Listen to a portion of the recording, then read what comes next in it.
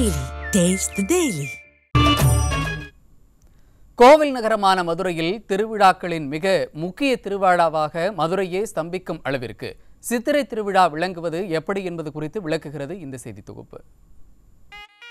திரும்பும் திசையெல்லாம் மக்கள் வெள்ளத்தில் நடைபெறும் சித்திரை திருவிழா சைவ வைணவ மதத்தை இணைத்து உருவாக்கப்பட்டதால் அதற்கு கூடுதல் சிறப்பு உருவானது.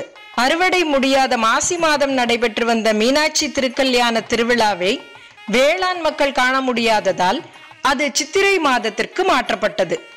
அதேபோல் சோழவந்தான் அருகே உள்ள தேனூர் என்னும் இடத்தில் நடைபெற்று வந்த அழகர் திருவிழா மீனாட்சி திருக்கல்யாணத்திற்கு பிறகு 2 நாள்கள் கழித்து அழகர் மதுரைக்கு வரும்படி திருமலை நாயக்கரின் ஆட்சி காலத்தில் மாற்றப்பட்டது. சித்திரை திருவிழாவில் இணைக்கப்பட்டது.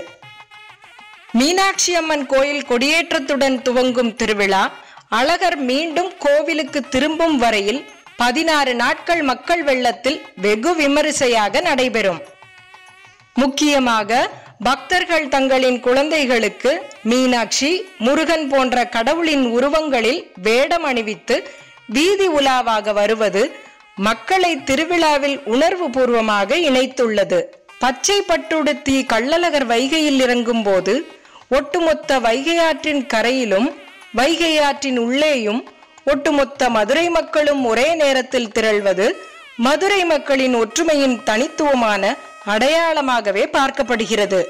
பக்தியை கடந்து மக்களின் உணர்வுகளுடன் ஒன்றுபட்ட திருவிழாவான சித்திரை திருவிழா உலக வரலாற்றில் தமிழர்களின் பெருமையை பறைசாற்றும் நிகழ்வாகவே இருக்கும். மதுரையில் சித்திரை திருவிழாவின் உச்சநிலையில் கள்ளழகர் ஆற்றில் இறங்கும் வைபோகம் மக்கள் உள்ளங்களில் ஆனந்தம் மிக்க தெய்வீக தருணமாகும். அழகர் மலையிலிருந்து தண்டியல் வாகனத்தில் கள்ளர் வேடமிட்டு புறப்பட்டு மதுரையின் வைகை ஆற்றிற்கு மண்டூக மகரிஷிக்கு முக்தி கொடுக்க கிளம்பும் அழகரை 18ஆம் படி கருப்பண்ணசாமி சந்நிதியில் கோவிந்தா கோவிந்தா என கரகோஷம் முழங்க மக்களின் பக்தி வெள்ளத்தில் இறங்கி புனித தங்க குதிரையில் ஏறி வரும் அழகரை எதிர் சேவை செய்து வரவேற்க மக்கள் கூட்டம் ஆரவாரத்துடன் வைகை நதிக்கரையில் குவிகின்றனர். முழு சித்ரா பௌர்ணமி நாளில் நீலவானின் கீழ்காற்றில் குங்கும பூக்களின் வாசம் பரவ பச்சை பட்டு வஸ்திரம் அணிந்து வைகை ஆற்றின் அழகான நீரோட்டத்தில் அழகர் இறங்குகிறார்.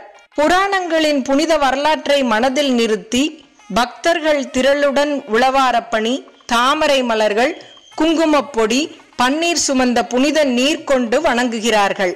அழகர் ஆற்றில் இறங்கும் தருணம் பக்தர்களின் பிரார்த்தனைகளுக்கு புனித ஆசீர்வாதமாக இறை தயவினை உணர்த்தும் தெய்வீக நிகழ்வாக விளங்குகிறது.